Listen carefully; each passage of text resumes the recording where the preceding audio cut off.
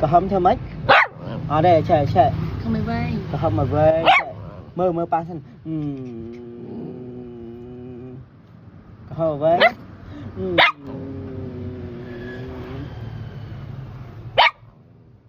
mà này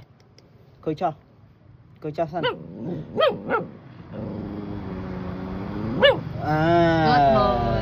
không mới chết không mày vay mới chết không mày vay mới chết là cái hâm mà về mới chết đừng mình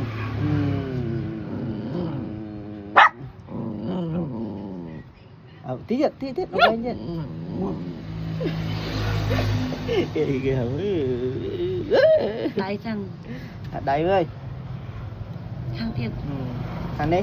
còn họ thơm mấy họ thơm mấy ắt miền bò